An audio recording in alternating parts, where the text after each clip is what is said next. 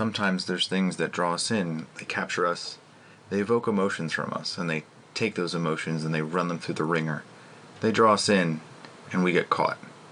Can't escape, we're just stuck in it. You have to explore it, to understand it, to break down those emotions, and figure out why you are flawed, and not the thing that brought you here. Welcome. We're the Unpanders. Ooh. Ooh. So I'm Dan. And I'm Nick, folks. We're old friends dissecting one topic at a time. People, technology, media, we've got it all covered. Each discussion here is a deep dive into our unique perspective. Taboo, forbidden subjects, they're all on the chopping block, baby. We don't pander to popular opinion. We might even get a little bit dirty. Warning. This podcast may contain mature language and sexual content, and is for infotainment purposes only. So join us. Have a good time. Open up your ear holes, because we're going to fondle your follicles.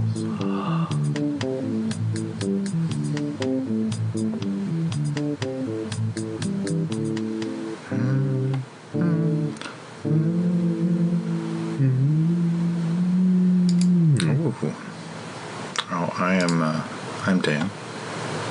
I'm Nick. We are the Unpanders. Welcome to the I always podcast. thought you said that part. Yeah. So sonorous intro. Wow, it's been a hot minute. Yeah, it's been a little while. An episode since yesterday, for anyone knows. Yeah, if time were dilated, we'd fit right in. Spiraling outward. I feel like it's going to be interesting because I don't know what the hell I'm doing. I don't know both your parents were dilated when you were born, right? Yeah, ultra wide, just like my monitor. This is brand new. Ding. Wow, I highly suggest the blah blah blah blah. When you're Did you go ultra wide? No, I didn't. I don't actually don't like the ultra wides. It's too much. Regular. Yeah. It's just too much. I don't like that many pixels. They're just too clean and crisp. Up and down. I want to be able to look away from the screen. What's your refresh rate? 144. You're coming in at a nice blurry 144 hertz. Look at me. Join the 144 hertz club, huh? Yeah. When did you get this? I didn't even hear about this. This sounds like chit chat. I guess we're starting with chit chat then. Yeah, start with chit chat. I want to be nice and happy because I feel like we're going down a path that deep and dark rabbit hole that's gonna just pull your roots out from down under, deep inside. I've been playing games that have 144 refresh rate. Yeah. So I actually did. I bought this a little after Christmas, which was about a couple weeks ago. Nice. Yeah, and it came late, so I got $15 off, and I've been playing. Playing some Rust. I knew it was coming. There it is.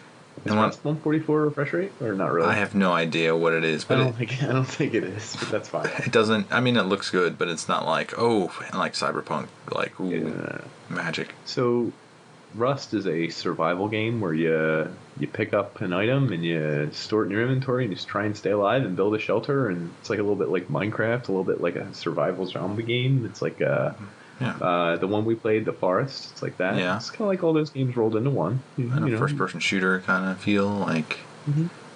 Yeah. There's something that that sounds really generic, right? I mean, I'm just trying to explain it to people. If they wanted to really get into it, good lord, it gets deep. It gets complicated. It gets convoluted. There's communities. There's social interactions. Clans, gangs. It's really that the other people are the zombies, and then when you take away all the rules and no one has anything, everyone wants everything, they'll bludgeon you with a rock to take it. Yes, they will. Don't trust people without clothes. It's a good life rule, yeah. I mean, it's a good life rule. If someone has no clothes, entirely naked, and they want to be your friend, they want to follow you in your house, they want to just say, hey, check this out. Oh, hey, check this out. Don't trust a word they say. Ultimately, they are liars. Because they don't have the resources for clothes, or they're nude, and you're on a bus in real life. They have no risk, no fear. There's something going on. Yeah, you don't know what they're thinking. Ah, yes. Which is, so your take, so you did a synopsis. What is your actual take on Rust? Since you have like maybe a dozen hours into it, you have Sure. some My formulated problem- idea. I would have enjoyed it more if it was a triple A title where they I don't want to say regulated the game, formatted the game so that it was much run smoother, Your optimized. smooth edges is what you're looking for. No, optimization is what I was Okay. looking for. Well, yeah, so it doesn't take so long to load it, but technical difficulties. Yes, should have put it on the SSD. Not going to get into that. But no, it was really interesting because the game itself is pretty. We've seen this game done a dozen times. Yeah.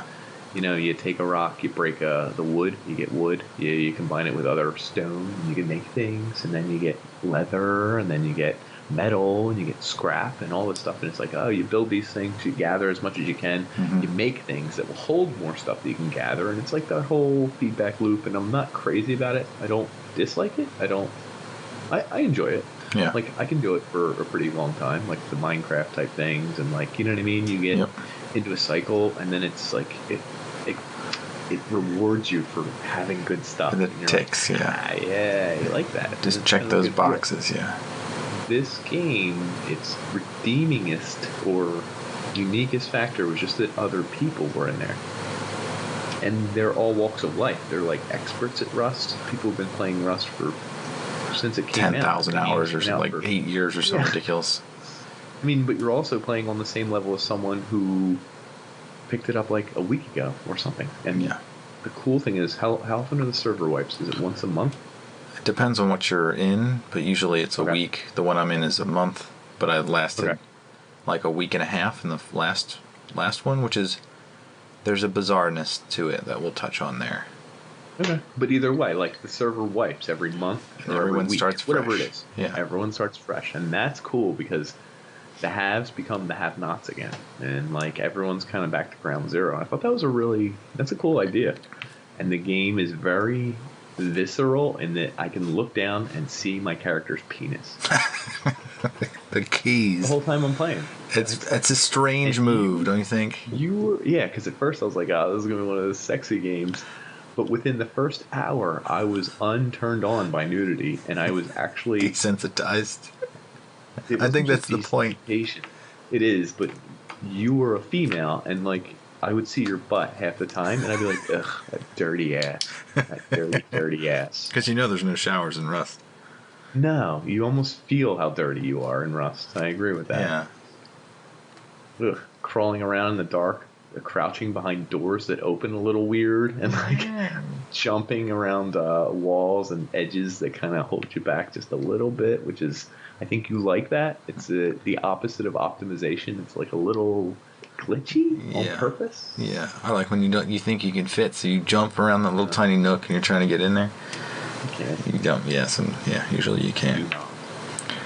So I guess I don't know. So like the way you described it is the most generic game ever. Right? The resource gathering. Like, none of that. Like, it's necessary, I guess, as a platform for this game. There's something weird about this game that, like, I played a lot of it. And when I say a lot of it, like, I just, like, have it running on the side. When, like, I'm doing work, I'm just, like, watching it. Like, it's always on. I'm listening to it. Like, the birds are chirping. I, like, someone makes footsteps, and I'm, like... And I pause, and I look. And I wait to, like, listen to see where they're going. Try to figure out, like, what their plan is. Are they coming after me? Like, I think what hooked me on this game, like the initial hook, was that I was in the middle of like this bedlam, and then you try to like make your own little fort, your own little like fortress of solitude, and like while you're doing that, people are like ripping the resources out of your hands, like killing you and like taking your stuff, and you'll like half build something. So like you try to find this little tiny nook, carve out a little section, and like keep it.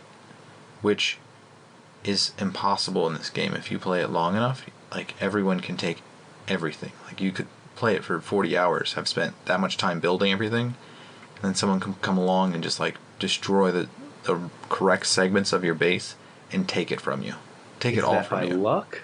Like, is there any stronghold that's unpenetrable? Assailable. Yeah, unassailable, unpenetrable.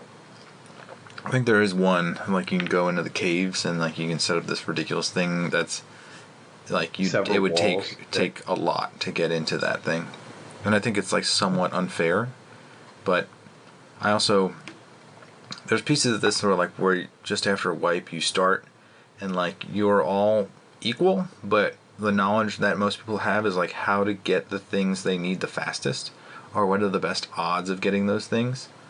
So run to that resource area or that part of the map or something. Try to set up an outpost, or maybe just like run and gun as you go. And I think what I found is that like people there's layers of this. So there's people that try to get the highest tier technology right away off of these like loot crates. So it's like randomization, and some get lucky, they get a gun, and then you have all these people that are running around with like sticks and stones and bow and arrows, and you have this other guy with a machine gun just mowing people down. And like I think some really weird part of our brain loves that. Like if you're the guy with the gun and just mowing everyone, it's like getting a superpower a little bit. Yeah, it's like crushing NPCs, because really like the people with sticks and stones can't do jack, but they're real people and they talk to you because you can run up to them and start talking. Hey, don't shoot, hey. Is that like, is that a pretty common thing? Yeah. Hey, don't shoot, hey. Some guy ran up to me. Do you trust that voice, by the way? No. Do you? No, you run away fast. Trust that voice. Or you shoot them before they can do anything. Especially if they're naked, yeah. You always shoot them and they fall on the ground, and then like you have the option to kill them while they're laying there. And then like if they're your friend, or if they like you like take all their weapons, you go, oh sorry dude, I didn't mean. So like there's a weird like double duplicity there of like, yeah, you can knock them down and like be talking nicely to them, but like taking their stuff while they're down, and then when you let them back up, you're like, oh sorry about that, but like you're not going to give them back their stuff. Like they're not going to get their weapons back because that could hurt you. Like you're like, oh I can't give that back, sorry, like it's my own safety. Like oh, it's a rule. Like I just had to take you out. Is that a thing? No, I've never actually known you could let them back up. I thought when they're in the prone position, so you can help a stranger back up. Yep. Oof, that's a good move then. Take all their weapons, all their good stuff, all their resources, and then be like, okay, I'll help you back up. Sorry I did that to you. Don't attack me or else I'll kill you. Well, that's like the time we played where I killed that one guy, and then I said, I saw him again, he ran at me, and I knocked him down again. And I was like, oh, sorry, man, I'd like, you're running around naked. Don't trust the naked people. Yeah. And I gave him stuff, because I was like, here, I didn't mean to, like, I felt sorry. This is a human being in me, the kind and generous person I am. Sure. Here, I'll pick you up. I picked him up, I turned around, his friend was there with a shotgun and just blasted me in the face. And then they sat outside of our walls of that fort. Oh, that was them? That was I them remember that one. for like an hour. Like trying to goad us into like making a mistake and like getting in my base. Coming outside and getting outside, opening the doors. Yeah. It's really hour. It's a lot of time. And so I just like don't, there's a piece of me that like, this is probably the most, I wouldn't say like enthralling, but like capturing game I've played in a while for like really base human emotional reasons. So, for the record, for anyone watching, your favorite thing to do, and one of the first things you did when you got not good at the game, but you put more than 6 to 10, 12 hours into it, you started making traps. Yeah. I mean, that's you. That's very you. I don't know that I would even think to make a trap, but you made a trap. Go ahead. This is the bizarre part, is that there's people that just like get a gun and they're good. Like they have a gun, they can just run around, kill people. And those people are really good at Rust because they just find somebody, kill them, take their stuff, and now they've just like doubled their stuff.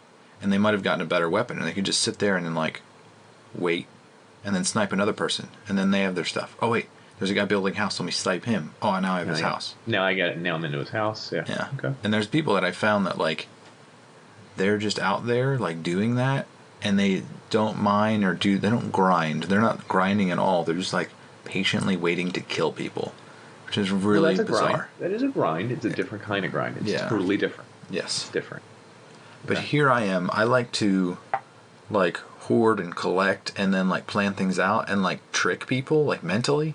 So like I'm building these like elaborate like bases where people will like run on top and accidentally fall in, and I'm like sitting there with a shotgun like oh, I got you in my little trap. What you doing over there? And then like, blow them away. Like, that is ridiculously elaborate, completely unnecessary, totally fun, but also a huge waste of time. But it's like, for me, I have to do those things. Like, they give you electricity in these games and switches and all these different like ways to hurt people that are like so end game that by the time you get there, the Can people you electrocute the floor you can do a in a test. trap? Yes, yeah, you can. Dude, that would be sick. You done that? I want to. I just like Okay. I like you have to be It there. requires power. It has to Yeah. be. You have to have capture them live. You have to be. You Okay. could sense that they're there and have it trigger and kill them, but where's the fun in Is that if you there- can't watch it? Is there something like a window or a bar that you can look through? Remember we set up that camera? There's a way Yeah. you can get it Oh, so it okay, the streams camera. to Okay, your you did the cell camera. phone, like actual mobile phone. So like Look if at you this. could record all the people dying in your trap, like I might, I might play this game a lot more. Oof. That's evil. That's pure evil. But awesome. Totally awesome. But this is what the game does, is like I'm murdering people and I just want to like watch it on my phone, like in a video game. And it's just like it's really bizarre. Outsmart murder people. Yeah, outsmarting people. So like Outsmart murder. Just outsmart murder. But let's go ahead. but it's weird cuz like no other game really gives you that type of like maybe a GTA or There are games that do this sort of thing, but this is the only one that's like so open-ended because it's not necessarily a PvP. Like you don't have to be a player versus player, but you choose to in you're doing that. forced It's like almost to, like I think. on some level you are, but like you could just be a gatherer or whatever, or get all your supplies and just slowly build and grind. But you decided you do that, but also trap people, trick people. I guess it's also people who are attacking you. So in your defense, it's not like you're saying a sign that says like free stuff and here, come in here, and that would be hilarious too. You know what I just realized that this game is missing is like the dark comedy of it. Like there's no comedy associated with any part of this. It's just there. It is when we were playing together and laughing, but like not. That's between us. That's not inherent in Okay. the game though.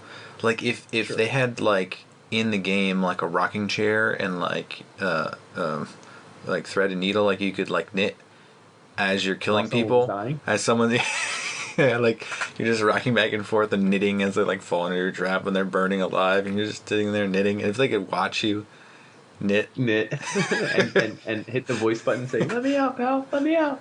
Hey man, come on, just let me out." Just kept knitting. Yeah. Don't know what developer needs to hear this, but we need to make rocking chairs and knitting in the game. We have to make it happen, folks. Come on. So you also brought this up. How does this tie into the topic itself?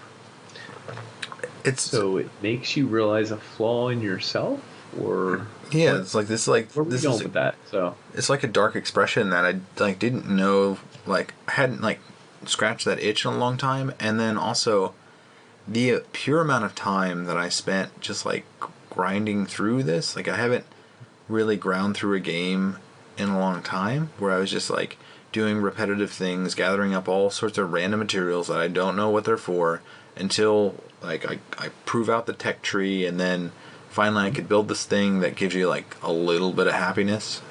But it's weird because the way you're forced to like interact with people, you do things in a very like specific way to avoid or like rush through things.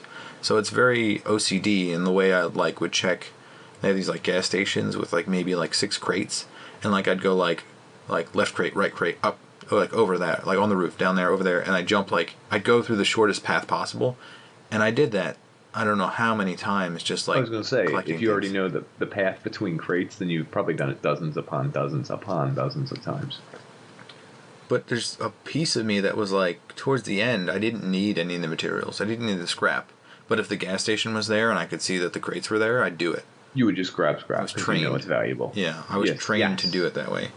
And like playing the game, I see all these other people like being opportunistic or like cutthroat, and they would just like do exactly what they needed to do to get a leg up on other people. And like I couldn't do that. Like I just can't like be mean to people like constantly. I couldn't undermine someone who's like genuinely trying. Though on the other hand, you were trapping people and killing them. Yeah, in the previous so wipe. Hold on, what's the distinction? And I'm dead serious. Is it that those people were looking to possibly invade your house? Yes, exactly. They would go on top of my house to try to find a hole into it, and they did. So your justification, or the way you look at it, or the way you were playing, is that you weren't looking to get people who were genuinely trying to recycle or collect resources or anything. Do their own thing. You were only killing the people who were trying to take the shortcuts and steal stuff from people's houses. Yeah, justice and morality. Isn't that weird? That is a little weird in a game like Rust. So like, you wouldn't just some guy, naked person, though you don't trust them, is gathering resources. You're not going to walk up behind them and just kill them and see what they had just to see what they had. It seems a little rude. Yeah. A little. But someone who's going house to house and maybe raiding people or killing a naked person, you might kill that person. Yeah, I would. Interesting. I wish. Yes, I wish it was more vigilantism and like a way to like flag people. Like if someone was like the biggest killer, yeah. Like I know there's certain games that do that are like, oh, the big bad guy is, he's around the block. It's like King of the Hill type thing. Is that what it's called? Yeah, I guess so. I forget which game it was. Call of Duty. Call of Duty did that? Warzone. Remember? Yeah, it did. And it had the money bags. Skull over the money bags. Yes. Oh yeah, which is enjoyable. It should do that in this game. Yeah. Because it would be interesting to have somebody's fortress and be like, they have the most money or the most explosives, which are really the money. They're the money in this game. But it's weird. It's weird. You can't survive without a shelter, correct? You can have like respawn points, which are sleeping bags, and then these little like stashes that you can bury in the ground, but you have to remember where they are. So you have to like hit the ground to like uncover the stashes. So there are some people that have like, I found like sleeping bags where I don't know why, but they've like, I guess the stashes have expired, and they're just surrounded by stashes of stuff, and it's just it's weird to think that people are homeless. Don't have a house. Yeah, they're just roamers. Or there's people that have like the smallest house possible that's like crammed with mess. Like I try to. This is weird. Chests on top of chests. God, I've seen inside of your houses. Yeah, my house is deliberately like doors upon doors because that protects you. I've seen other people where they just like put the chests on the floor and then use the chests as like another layer of floor, which is like weird. 2 floors? Yeah, like you have one floor that's like the height of like maybe 2 chests. So like if you wanted to put shelves up, you could put 2 chests, or you could like just put a chest on the floor and then stack them. So like you don't stack them on top of each other, but you line them like back to back to back to back. So then you can just hop on top of the chest and crouch as you walk through your house. So the chests become like the half floor. Yeah, and it's weird. It's because that's like a pro player move. Like it's OCD bothers me. Yeah, but it's also not aesthetically pleasing. No, it's not. But it's also the weird. It's the weird part, because like there's an art to like building a house, and there's like a strategic advantage to building a house like that, and then there's like the minimization of cost in the game, and there's also the in game, which doesn't necessarily follow cost or natural building, because like, you know what I mean. There's certain things in the game like building a room where the door opens a certain way, and only you can get in and out of that room because of the way the door opens to open the next door, which you did a lot of, by the way. Yeah, so it forces you to close the door so you don't leave it open so people can run by you. Yeah, because if they run by you, they could do some damage inside. F you up. Plus, I agree. This thing, like, it got inside my brain, so like when I go to sleep at night, I'd be like, oh no, did I leave the door open? Like in my digital house. Nuh-uh. Did you think that? That's amazing. Because that's a real feeling. That's kind of cool, but kind of weird. So how real? I could hear the doors opening and closing because there's like a dozen of them. Yeah. And footsteps. Yeah. So you played Rust more than anything recently. Would you say? I mean, how real is the world of Rust? If you literally, not necessarily in looks and everything, but it's a real place. There are real other players in there, and you really had it up while you were at work and shit. So it's literally up at weird hours, and it's a what's the word for it? It's a consistent world, so it's constantly running on the server. So if people are on from midnight to 5 a.m., they could be ruining your house for all you know, correct? Yeah, which is why I think there's a lot of Russians that play the game. They're on off hours, so they can do shit while everyone's asleep. Yeah, that makes sense. And there's but if there were too many of them, there'd be an advantage to USA. It's true. Well, I think the Russians are strategic in that way, where they play on just USA servers. Yeah, there's like a solid 20% of Russians, and they know how to take advantage. There's There's also you wait for the person to leave. This is a Clash of Clans tactic. It's like Clash of Clans had it where you had a persistent base, just like this game. Right. And if you weren't active for a certain amount of time, you could be attacked. Mm-hmm. And people would attack at weird hours because that was the time when bases were inactive. Yeah, and way back when they used to have a little automated eraser touch the screen to keep it on, so that you would always be on and playing, and people couldn't attack you. Now, by people, you mean yourself.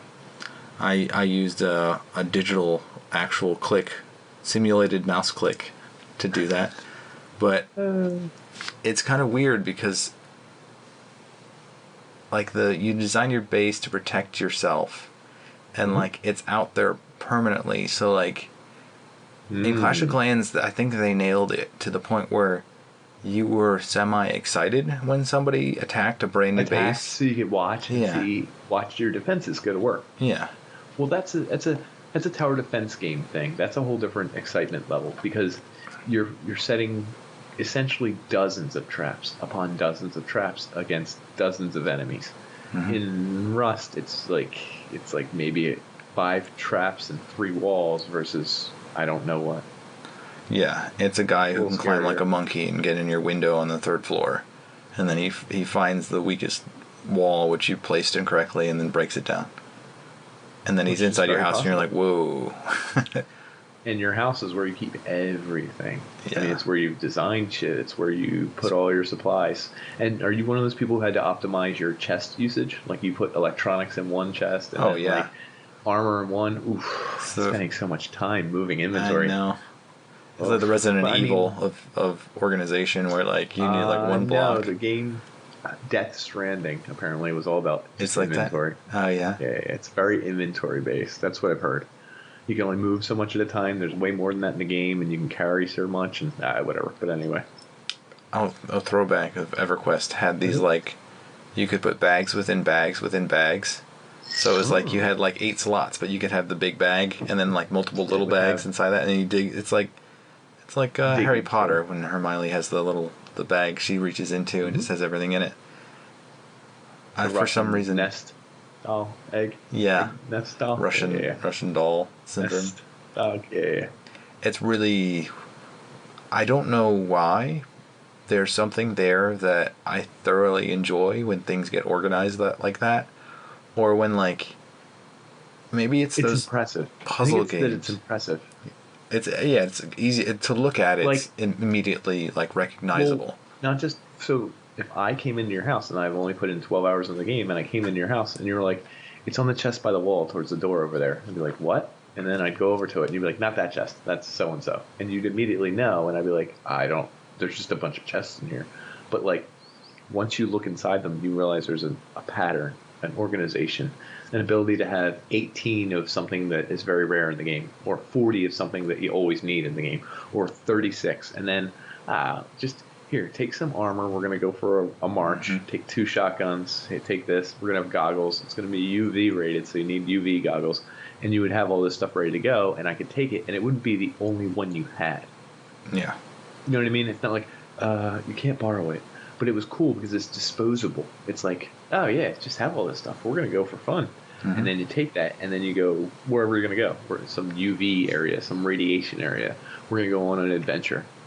And if you die, you lose it all because someone had rocks, naked person you didn't trust. Yeah. You still got a dozen more in the chest back home. I'm good, man. I'm good, homie. I grinded for this. That's the feeling. Yeah. There's I think it harkens back to those puzzle games that have all the strange shaped pieces that fit inside the square. Like you try to shuffle them around and flip them around so they fit all in. Oh, move them so they all fit and everything lines up. And then there's another piece of that I was like, I was trying to deal with, because when I first played, it was way too many people in an area that was so overcrowded that I couldn't do very much of anything. I could barely upkeep my place because of like the inability to get resources. So it kind of like shell shocks you in a way that like you're like so averse to risk that like the best way I could do it was to build like right behind the sources of what I needed. Incredibly slow. Yeah, and incredibly slowly and incredibly. It's tedious. So I'd like run out naked, grab what I needed, and like I'd be outside all of 15 seconds. I'd run inside my little hut, and I'd be like. Meanwhile, you only brought in like 8 resources. Yeah. And you had to take off your clothes to do it. You know what I mean? Because you didn't want to risk losing any clothes or anything else. But there's Close also the door behind you. Like the piece to that that's really strange is like one of the other guys called it like gear fear. Like other people are roaming around with like backup. They have multiple people. And like if one of them dies, then the other guys can kill the person who killed them and then help them back up or like keep their gear safe. But when you're doing it alone, you're running around trying to do the most possible, making a ton of noise, and somebody just like snipes you from really far away. Like that's it. You just lost whatever you're gathering for that 15 minutes. And hope to God you closed your front door. Yeah. The weird part about that is like I was so like I guess I was sort of jealous of the people that like work together in groups because they could build everything so much faster. Like it's literally there's no penalty for being like a team of 6. You're actually like probably like building like 6 maybe 5 times faster than one person by a factor of even, right? Because all those people can build and do their own things and whatever have you, and then they can attack people and like just roam, protect each other and gather and it's like the Wild West out there. It's crazy. So I was kind of like jealous of those people, but then like I had a group that was like I was affiliated with, but I like kept away from because I wanted to build my own place, be my own independent person, etc. And try it for myself because I feel like if you're not doing it yourself, you're not like learning the game. But what I found was that like when I was like actually like trying to help those guys like after they got wiped out and rebuild, there was so much infighting that I was like, thank God I'm alone. Because they weren't actually a cohesive unit. They were actually pulling in 6 different directions. Yeah, they'd go off and like want to like instead of building like one strategic like stronghold, they'd like one guy wanted it a slightly different way, so he'd build his own stronghold, and then like they'd bring together all the resources, and then one guy would just try to grab all of it. He'd like have he'd grab the sniper rifle and try to get somebody, and then die, and then like repeat. He didn't have a sniper rifle anymore. Yeah. It's like so there's pieces of it that like I like doing it that way, but I wish the game didn't penalize you so much. Or penalize. Yeah. Reward the people that are working that well together. Which is, I don't think that's the point of the game. I don't think the point of the game is to like play it as an 8-person group, because then it's not, you don't feel the pain of like, oh no, I just wasted 40 hours and they wiped out my whole thing. And I imagine you still can, it's just different and it's much easier to rebuild and everything. So the creators of the game, I don't even know what they had in mind. I think the thing that you're touching on, the thing that was the most interesting to you, the thing that you keep bringing up, is the human element, which had less to do with the creators than it has to do with the community. Does that make sense? Yeah. So the community kind of makes the game at this point. It's very community run, and the community is toxic, like humanity. Toxic. It's wild. It's. There probably are people you can trust, but they're so few and far in between that the ones who say you can trust them will kill you, get in your house, murder you, hit you with a stone, pull out a shotgun. Yeah. And then you lose so much in a moment of trust than you would ever gain in a moment. Do you know what I mean? Yeah, it doesn't go both ways. It's not balanced. No, it's not at all. It's way easier to distrust someone, because what do you lose if you kill them? Oh no, I lost conversation? I don't know. Them helping me for 15 minutes? Versus what could you lose if you trust someone?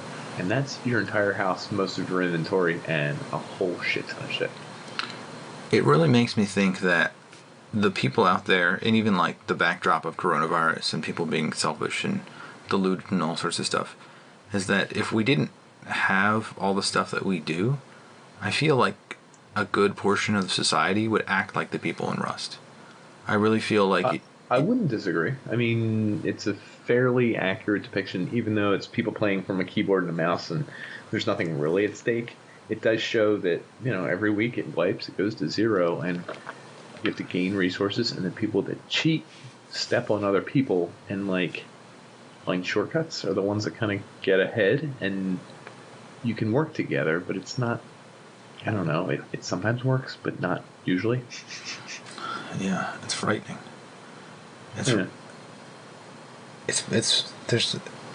I can't even, I can't express what the game does, because the failings of humanity.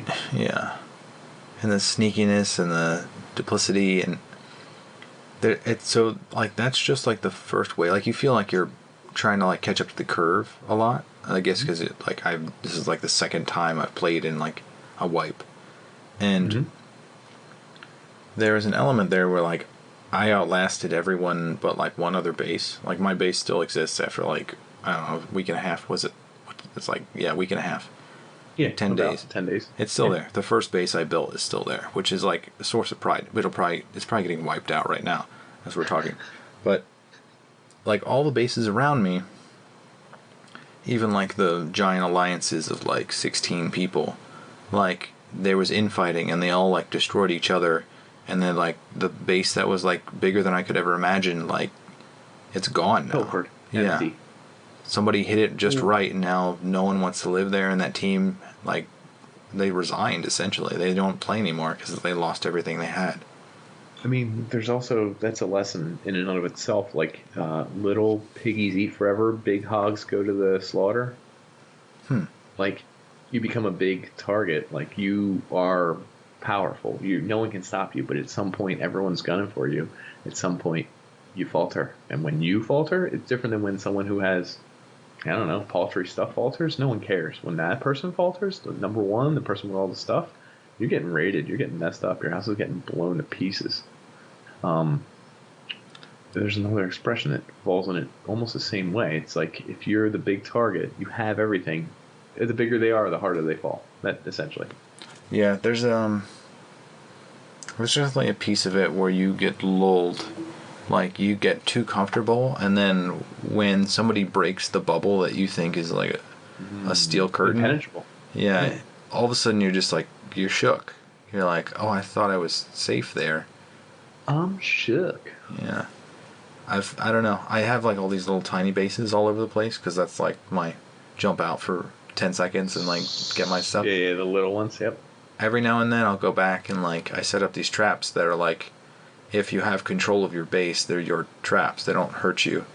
Every now and then I'll go back and someone has taken the base. I open the door and pop, my own trap kills me, and I go, really? Damn it! Bitch. I walk around to the backside and someone has poked a hole in my base, and I just go, oh well, I gotta say goodbye to this one. It's it's a shell of its former self. So why is the game called Rust? So I think the first smack you in the face is that it's post-apocalyptic, where everything's degraded. Mm-hmm. So that's the obvious one. The other thing is that everything requires your upkeep and your attention to keep it there.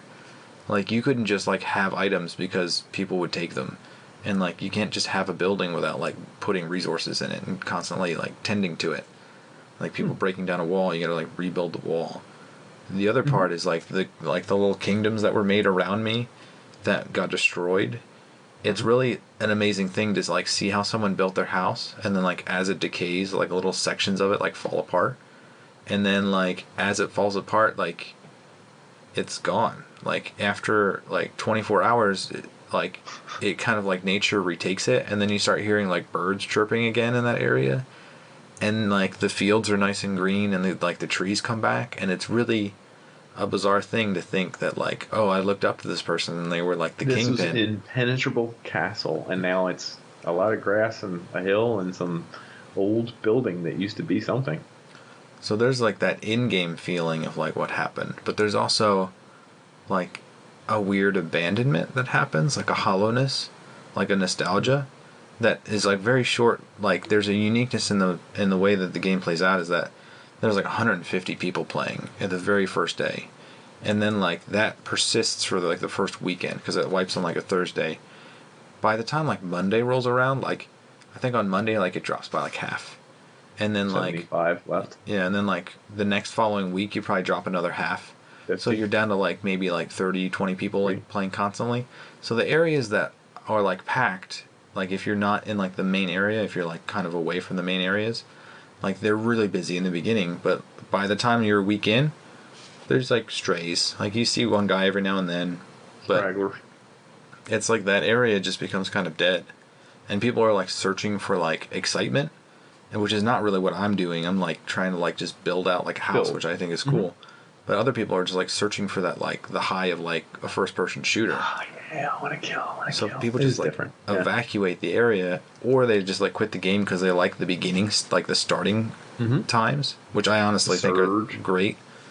But then like when they leave, it leaves like a weird, strange feeling that like a hole. Yeah, like these people like they exacted what they want from the game, and then they're done with it. It's kind of like having a relationship, and then the person just looking like, I don't feel anything for you anymore. Goodbye. Out. Peace. And so there's no like the loose ends are just like everywhere. Like it's all unraveling, and you're just like, wow. Like I don't know. Maybe I don't know how people see this like the game in the other light, because I just like that's not my personality. But it's weird to just jump on and do something like lighthearted like this when I was like so into it, or I still am so into it. You got so much more out of that game than I did. Yeah, which is I feel that like you. I mean, getting started too, but also free time, etc. But anyway, I'm not going to get into the starting times. But no. Well, I think you got a lot out of it yourself. Yes. You personally, whether it's because you're you or not. I think it's probably because I'm me. I feel like if you had, so if someone said like, here's $100, you have to play this game for a straight week, I think you would find nuances, but you wouldn't be as absorbed by it. I don't think you like the hooks that make me hooked. I might, but wait, but it would be a different way. I think I would be one of those people who hunts people and lives outside their houses and learns how to steal stuff.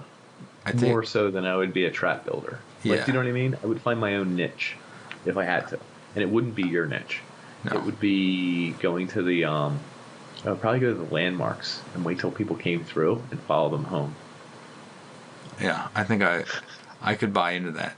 Like if you could just like sit back, have a beer, and you're waiting in like a little like just hear shrub. Something. Yeah.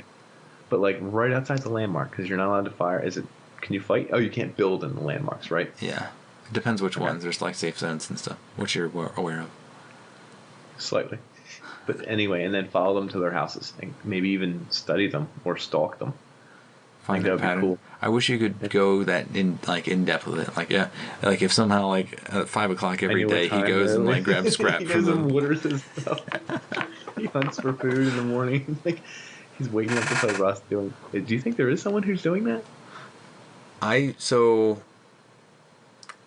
When I woke up, when like kids would wake me up, and they'd be sitting here, like drinking their morning milks, and they'd be watching a show. I would have a routine where I would like log on, down, play Rust. I understand this. Did you do the same thing when you played Rust?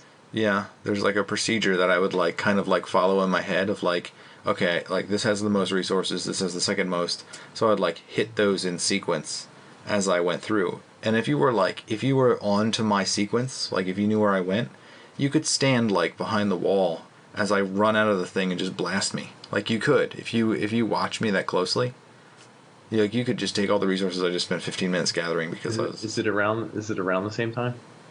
Yeah, it pretty much is. It's wild. In the same server, so technically you were. I was doing the thing. You'd be the one killing me, Nick. Yeah, I would be. I'd be like, take a puff of my cigarette. We got him. Look it. It's prime time, baby. Another sip of beer. It's 7:15 a.m. Got the 5 o'clock shadow. You've been waiting all night for me to get up. Yeah. You've been wondering if I've been waking up. Yeah. You've been playing door noises as I was sleeping in my bedroom. Hey. Yup, Dan. Yup. So Interesting. I think that dynamic is also like very clashy. Is that this is more than just like there's that base level of the game. There's like the building element, but there's the people that are like grinding out by like gathering, and there's other people that are like grinding out by killing, Stealing. and there's like the two moralities battling there too. Like the people who don't give a shit and will do anything, and the other people that are like, oh, that's not fair, and like there's a weird clash that happens that I think is like fantastically interesting, because I've seen it happen in so many people where they just like pop off in the chat where they're just like they like can't believe this happened to them, it's all bullshit, and it's like the community is so toxic that like the 10-year-old that like gave you all the resources to build this little mini base is now calling you like X number of names in the chat. It's like he's going off, and you're like, wow. Yikes. Awful and amazing. I think I don't know. There's a weird piece of it that like human nature. You keep coming back to it. Yeah. I mean, I can say it, but I can feel it. It's human nature. You love that it's like duplicitous. You love that it's kind of like hunter-gatherer. You love that it's kind of like, or be an asshole. And then what's even more interesting is that some of the hunter-gatherers are assholes. Some of the assholes are pretty good people and probably give you like weapons and like whatever and be like, you're cool, I'll give you this. And there's no, you can't classify everyone. There's not one person that does everything one way. It's like, no matter what they do, there's something weird about what they do, or a foible, or they make their houses weird, or they always follow people and kill them, even though they have their own house and they have their own resources. They're fully, they're fully decked like out. There's just something about everyone and the way they play it that it's so free and it's so open that you learn a lot about people, I guess. Yeah, I talk about like sense of achievement. Like for people, there is no achievement here. So like it's like make your own achievement. Really, like you could have all the guns and stuff. Set your bar. Yeah. What do you want to do? I think for me, it's like building different intricate bases that are like minimalistic and just different. Because I don't know that I've had the opportunity to build like a 3-dimensional base, and the base builder in this is really good. So it's enjoyable. It's enjoyable to like set it up differently and then have people like explore it or try to understand it or try to break into it. You love when people try and break in and can't. I don't know why. Do you have that feeling? Like, do you get those like? It's tough for me because I didn't build a base in the game. I built one house. But if I did and I built the base to be impenetrable, I think it would be exciting to have someone try to break in and be like, haha, it worked, motherfucker. Like, gotcha. So I kind of like want to make a game that's like that. Like if I could do like a mobile game that like makes it so that you build your own little trap house, and then people try to get into it in different ways. Gain information as they like break down certain walls, expend their resources to like find out where your treasure's hidden. Makes sense. I mean, it's similar to Clash of Clans. Yeah, that type game. What do they call that? Attack, base building game. Yeah, sure. Sure. Yeah. There's got to be a lot of those games out there, but I don't know that it's like not the right pure. Like this. Yeah. I understand. So when was the last time you were like captivated by like a game? Like you really like got sucked into it, and like there's a point where like you're not playing the character, you are the character. No, I mean Inside, but that was for a different reason. We did a whole episode on Inside. That was really weird and captivating as a story, but not necessarily as what we're talking about here, maybe? Yeah, because it's not like a blurring of reality. Yeah. No, I do like the Doom games, and I'm playing Doom Eternal because I put them on the setting right under Nightmare. Is it Ultraviolence or whatever? Mm-hmm. And those games literally make me sweat and curse, and I'll fail an individual like demon horde room, like I will fail it 14 times in a row, and I get so mad that by the time you beat it on the 15th time, I feel like I'm enacting vengeance and justice.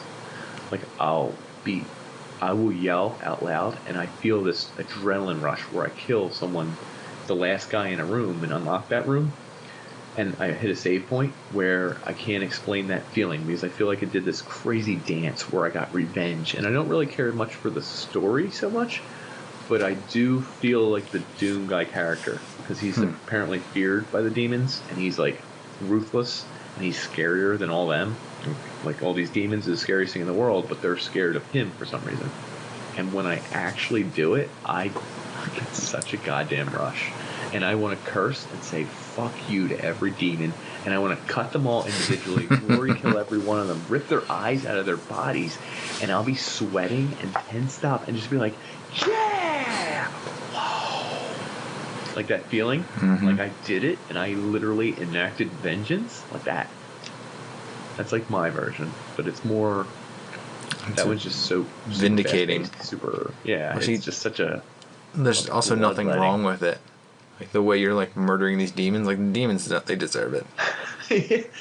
there's no humanity. There. Yeah. You literally are ripping out their eyes and using their arms to break other arms and stuff, and it's like they're demons. They're good. They're cool demons. All right.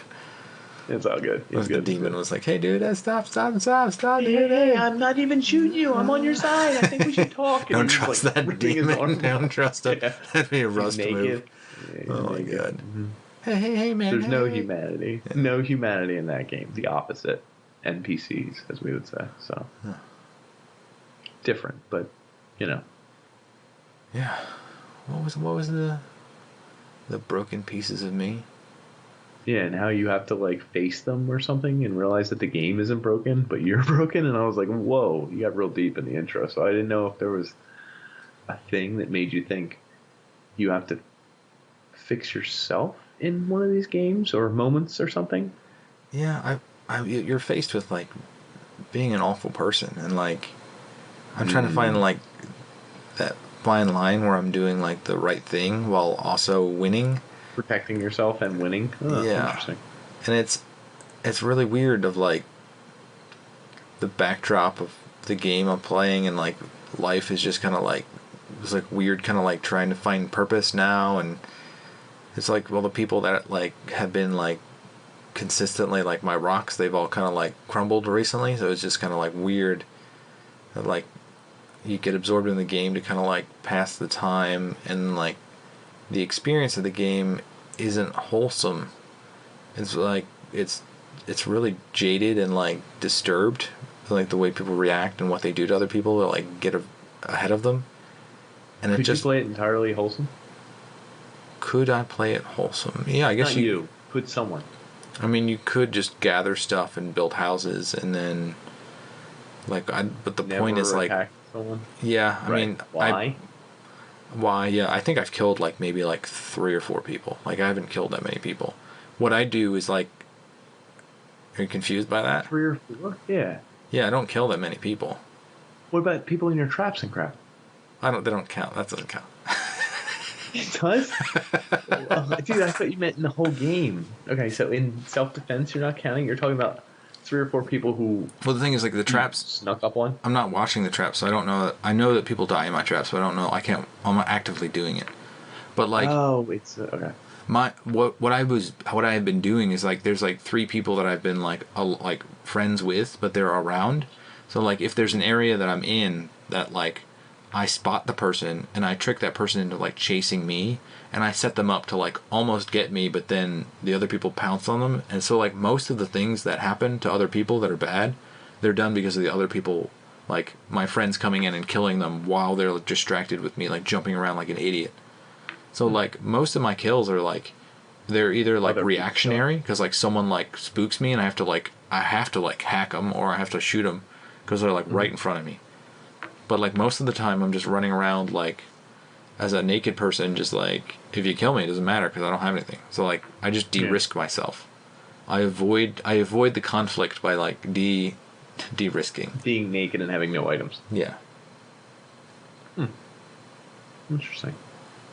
So, it's, weird that you're your own rock. Crunch.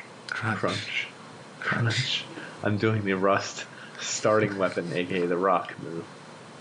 So, to wrap it up, or sum it up, unless you had something really big to say, go back to everyone in real life is kind of like, was your rock, and you realize that they're human, and they're faltering, or they're getting old, or something's wrong with them, or this and that, and nothing lasts forever.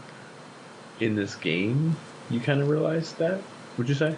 Yeah, I think a lot of it's transient, and you can't really hold on to like anyone or anything. So a lot of the stuff that you're trying to collect, you're spending so much time getting and building and protecting. I think the pro players just skip past all that and say, like, I'd rather not like be possessive of anything. Like, I can't, because it won't last forever anyway. Yeah, I'm gonna lose my gear anyway. Someone's gonna steal it. The best I can do is hide it. If not, there's a server wipe in a week or a month. Which is bizarre, because I've been through one wipe where someone who stole like the most valuable stuff from me randomly ran into me and was like, "Hey dude, oh, what are you doing? It's the last day. Come on." And like he took me on like an attack on someone else's house using the stuff that he stole from me. But like it was really bizarre because he was a total dick, and I thought, this guy is a complete asshole, and like I can't imagine like idiots like him play. And that was when he killed me. And then when he was like helping me out, he was so freaking helpful.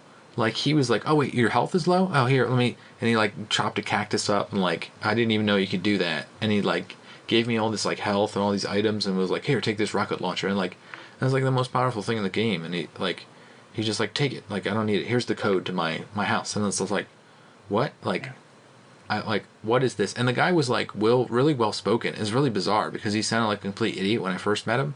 But like the second time around, he was really eloquent and like very helpful and like insightful, and he like knew the pieces that I might not know, so he was like guiding me through it. And I was like, perspective. It's really weird. It's really weird to be like, you were my nemesis, and now like now you're my best friend, and we have an adventure together. Yeah. What? Cactus? I didn't know this would help my health. You're the best friend I ever had. Yo. I knew that's what you would like about it. That's the humanity of the game. Yeah. You like that humanity aspect. Yeah. And life is fleeting, folks. And I never saw him again. And no, nothing lasts forever. Some would say it all begins to fade and rust. Yeah. Strangely enough, when you have like a steel and it rusts, rust is a protective layer, and it keeps it from rusting further.